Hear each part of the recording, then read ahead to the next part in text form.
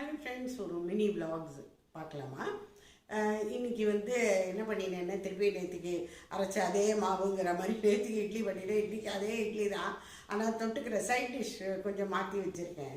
அதுக்கப்புறம் கிச்சனில் ஒரு சின்ன மாற்றம் ஒன்று பண்ணியிருக்கேன். அதாவது யாருக்கெல்லாம் மாடுலர் கிச்சன் இல்லையோ அவங்க எப்படி இந்த ஸ்பூன்ஸ் ஆர் கேஸ் லைட்டர், கரண்டிகள் இதெல்லாம் எப்படி வச்சுட்டா நல்லா இருக்கும் அப்படின்னு வாங்க. நம்மக்கிட்ட இந்த மாதிரி யூஸ் பண்ணாத சொம்பெல்லாம் வச்சுருப்போம். அதில் எடுத்துகிட்டு அதில் இந்த மாதிரி இந்த ஸ்பூன் ஹோல்டராக நம்ம வைக்கணும்.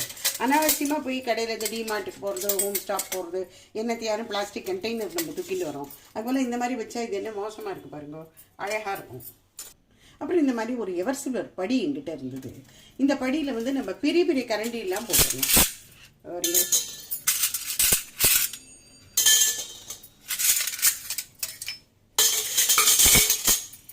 இதெல்லாத்தையும் போட்டுட்டு அப்படியே கேஸுக்கு பக்கத்துலேயே வச்சிடலாம். அப்புறம் இந்த மாதிரி சொம்பு ஒரு இதுவும் உண்டு, எல்லாரும் ஜார் மாதிரி சின்ன ஜாரு, அதையும் நம்ம ஜாஸ்தி இப்போல்லாம் யூஸே பண்ணுறதில்ல. அதில் நம்ம அன்றாடம் தேவையாக இருக்கிற கத்தி, அப்புறம் கேஸ் லைட்டர் இதெல்லாம் தான் அடிக்கடி எங்கேயாரும் வச்சுட்டு நம்ம தேடுவோம்.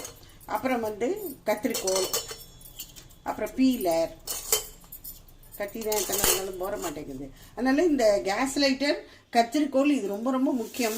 இதெல்லாத்தையும் அப்படியே நீங்கள் கேஸுக்கு பக்கத்தில் வச்சுட்டேன்னா அப்படி தேடவே வேண்டாம். ராத்திரிக்கு அமாவாசை பலகாரம் ரெடி ஆகிடுது. இட்லி, கொஞ்சம் தோசையும் ஊற்றினேன். இது மத்தியானத்து ரசம். இட்லிக்கு ரசம் தொட்டுன்னு சாப்பிட்டா ரொம்ப நல்லாயிருக்கும். ஏன் தோசைக்கே ரொம்ப ரொம்ப நல்லாயிருக்கும். இது இவர் பார்த்துட்டு இது ஏதோ தகடு திட்டம் பண்ணியிருக்க போல இருக்கேன்னார். அதாவது மிளகா அப்படி தயிரில் மிளகா அப்படி போட்டு அந்த சட்னின்னு பண்ணி வச்சுட்டேன். இது கட்டளை அரைச்ச கொரோடாது. ஸோ இதுதான் எங்களோட dinner. So good night friends.